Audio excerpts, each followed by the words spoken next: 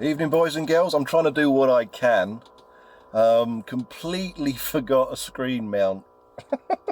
So, yeah, you're looking at me from the dashboard of the Jag. I thought I would just update you because I've had a few people say, when's your next upload? When are you going to upload? Well, I'm living in Stoke now with the in-laws. We're just outside of Blythe Bridge, actually. And I've got a job up here.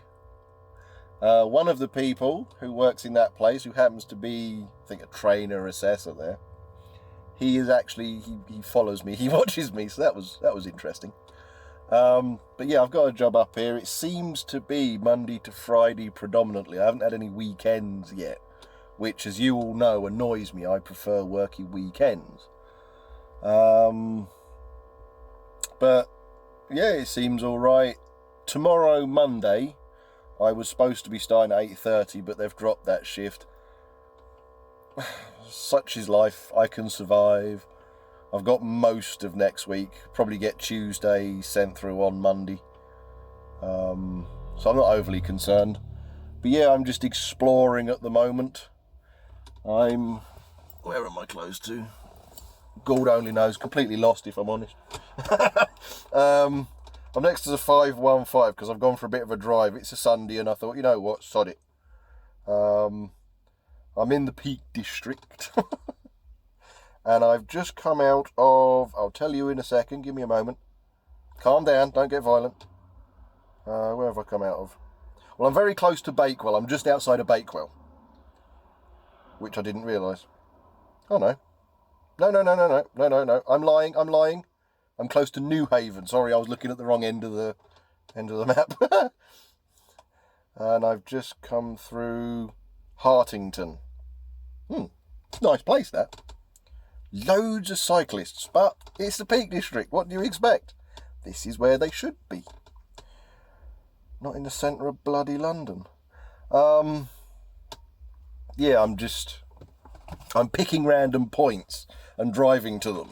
Because Bert wants me to learn the area, or, you know, so she doesn't get lost when we get up here.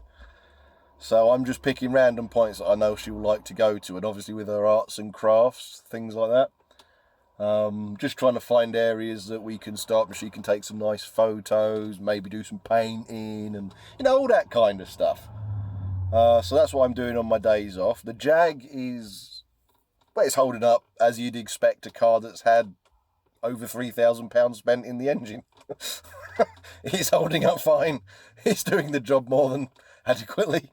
No leaks, nothing like that. It's still a bit sluggish, but given the state this engine was in, given the state this car was in when I got it, I mean, if you've watched Wearing Bearings, where I've revealed it, you know, at Gary's, you saw underneath it, it was leaking more fluid than the Exxon Valdez.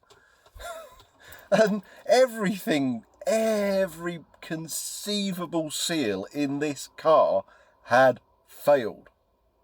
Literally, that's why I've spent so much. Radiator had got a hole in it. Thermostat housing was knackered. Some gearbox seal. What was the other stuff? Oh yeah, rocker covers, they were knackered. Yeah, had those done, and the spark plugs were loose. Obviously, I had the spark plugs changed at the same time, because when you're doing rocker gaskets or something like that, because of how these engines are, when you take that part, you might as well change the spark plugs. And yeah, the spark plugs were loose. I've still got brakes to do. Yeah, I think I might have a warped disc or something's not right. I know it's not a ball joint because it's way too tight. It's way too stable. It's definitely not a ball joint. Well, not in my personal experience of a failing ball joint. Put it that way. But you're driving along, get up to a bit of speed, have to put your brake on style thing, someone pulls out, you have to slow down, and it's... So I think, yeah, the brakes need doing on this. The brakes actually work really well, and there's a lot of meat on them, but I think they're really cheap, nasty, horrible parts, and I've warped one of the discs. But that's neither here nor there. Changing brakes, I'm not going to blame a car for that. That's just a previous owner saving money, you know what I mean? But no, the car's holding up amazingly. I have been averaging, up till today, I have been averaging 34 miles a gallon. And this is the 2.5 V6 all-wheel drive. And it's an automatic. That's not bad. However, after the blast across the peaks I've just done, I think I'm averaging about 4. Because I thought I'd have a little bit of fun. Allegedly. I was doing exceptionally good speed limits, boys and girls. Yeah, my fuel economy suffered. I actually watched the needle moving at one point. I left, it was a full tank of fuel. I've been away from the in-laws for 53 minutes, because I left at exactly 2. It's 14:53 now. And if I just turn the ignition on now, it's a full tank. Okay, I filled up last night, full tank.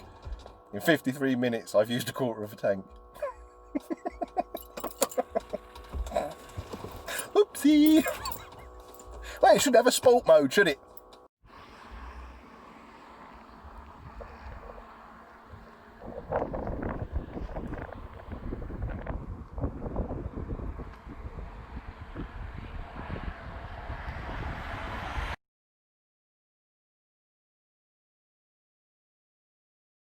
Right, well, anyway, we've got to another section. I went through Bakewell and out through Longton, I think it is. Oh, Longnaw, sorry, not Longton. Longnaw. Finished. Lovely.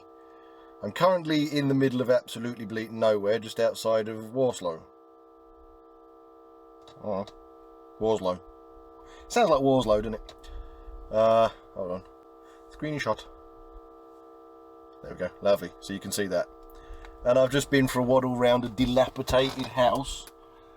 Obviously stood for a very long time, as you have most likely seen, or will be seeing at the moment, sorry. And it seems to be used as a, obviously, well, it's dilapidated, it's falling apart, the sheep go in there and stay dry and all that kind of stuff.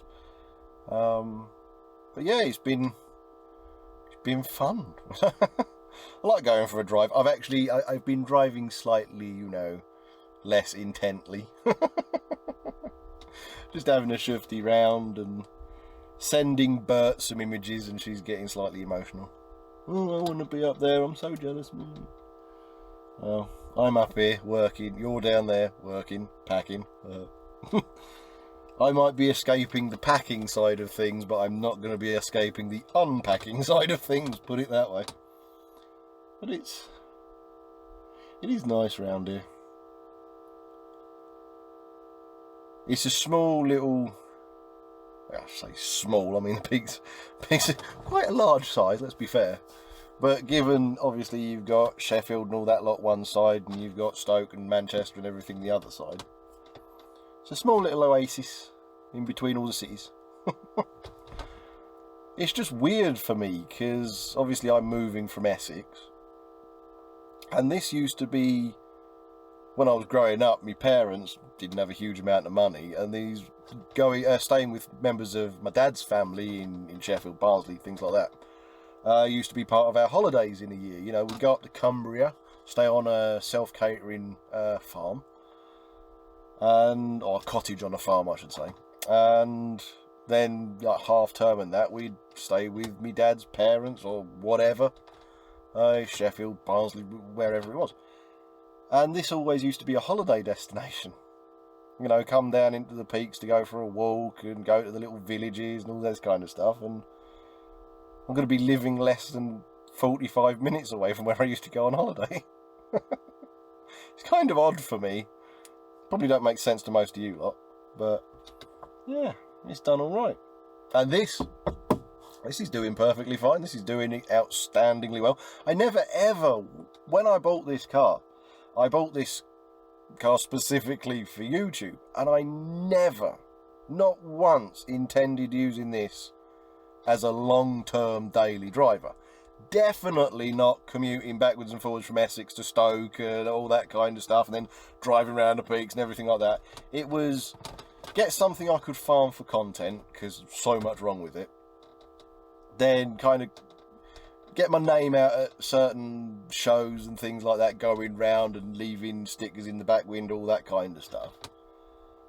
And that was really it, you know, 2, maybe 3,000 miles on it, like most YouTube vehicles, you know. I mean, you look at things like Hubnut, for example, and he's got his car, whatever vehicle he's using, and okay, outside the 2CV and Dacia and things like that have driven to Croatia, most of them, it's like, oh, it's just done 1,000 miles and it's taken like 7 months, you know. This thing, I got at 76,000 miles. And that was, what, 14 months ago? And the majority of the mileage I've put on it, around, well, it's got 83,000 miles on it now, and around 5,000 miles of that I've done in the last 3 months, maybe. This car has really, it was never bought to be a daily driver. There's still niggles. The gearbox is still a concern, I think, because when I had the last bit of work done on this vehicle, I got them to check the gearbox or maybe top it up, that kind of thing, and they had a look, and even though it's a sealed for life unit, it bloody isn't. It's easy enough to get access to and drain, and the oil was fine, everything seemed fine with it. And I've had early 2000 X-Types. I've actually saved, this will be the 5th one. I'm a glutton for punishment with these cars. I do like them. I have a soft spot for these. This is the first X-Type I've owned that has every optional extra X-Types came with at the time. Got everything. So usually I got kind of the really basic ones, had virtually keep fit back windows in some of them, you know what I mean. Always got the 2.5s. I should have got a 3 litre by now, but oh well, never mind. Always had the 2.5s. But this gearbox is so sluggish compared to all the other ones I've had, and I'm thinking at some point it's had a new gearbox. I'm thinking it's had a later gearbox to the age that it is, and because all the other ones I've had, they've been a lot punchier. They've been a lot, you know, just lively. This one, oh, it's going to change. Oh no, I need that gear. It's really frustrating. Oh, here we go. Here comes some. It's like a little kind of rock climbing off-roader thing, that. But it's really frustrating because I never had it with the other ones. And this is a 2003. It's the same age group. I've had from 2000 to 2003. You know, I've had another 2003 53 plate, and that never had. Oh, I'm going to change. Oh no, I need that gear. Oh, I'm going to change. Oh no, I need that gear. Never had that. So I'm guessing at some point this has had like an 07 plate kind of gearbox slung into it. Because I think the earlier ones were 4 and these ones are 5, if memory serves. I could be wrong. Like, it could be 5 and 6. I think 4 and 5. Again, off the top of my head, I could be wrong. Sorry on that one. But one other thing that's I've picked up on it recently, and it's probably my brain going over the top, because moving, relying on this car, all that kind of stuff, you know, you're just waiting in the back of your mind for something to fail. When this car gets hot, and I mean you've used it for an hour or so, if you're under load at lower RPM in whatever gear, 3rd, 4th, whatever, and you lower down the RPM, say 1500 RPM, and so you're kind of pulling up a hill, so under load, there's the sound of oil not getting to the lifters. It doesn't happen any other time. It's just there, that kind of nasty little rattle that you can hear. If the windows are open and you're going past parked cars, you really hear it. At any other time, it doesn't do it. And a bit concerned about that, if I'm honest. Because it could be the start of something major. Now, I'm absolutely certain the oil for this car is 5W30, and that's what's in it. Absolutely certain about it, but we shall see. At the moment, it's working, it's running, it's doing the job, nothing's flashing up, it's not stuttering. Just keep driving it, I suppose. But yeah. But anyway, I think that's enough. I think I've dragged this on, as I usually do. So, I shall see you in the next one. I should hopefully remember a screen mount next time, so you're not just looking at this, because this is now on, this isn't on ultra-wide. The previous segment was on ultra-wide, and I watched it back, and you've just got a little tiny head poking up. This one, obviously, I seem to be closer. I seem to be, you know, because obviously this is on 1x zoom, so hopefully that looks slightly better. But yeah, hopefully next time I should remember a screen mount, and I'll probably remember my audio equipment, and I'll use the camera I usually use, so you get more visual, you get, you know, a better look. But whatever, this is just something I thought I'd knock up today. I'll probably edit it when I get back and actually upload it, because the in-laws internet is actually very quick. It gets up to about 60 odd megasecond. The one I struggled with for all these years, if I get 12, I'm doing well. I've hit 20, but if I get 12, I'm doing well. There one, I did a little tester on the phone. I downloaded an app and did a tester, straight to 60 instantly. Okay. So hopefully it won't take too long to upload. But anyway, thanks for watching. Like, subscribe, share about, do whatever it is you usually do.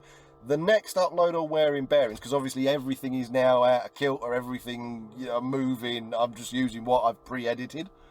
I did a brake job on the i30 with Dan. So if you want to see a brake job on an i30, Dan goes through it, does it, and you see everything he does. And then I go through it and do the other side, and I edit it so you don't have to sit through me, you know, doing it. So I edit each section style thing.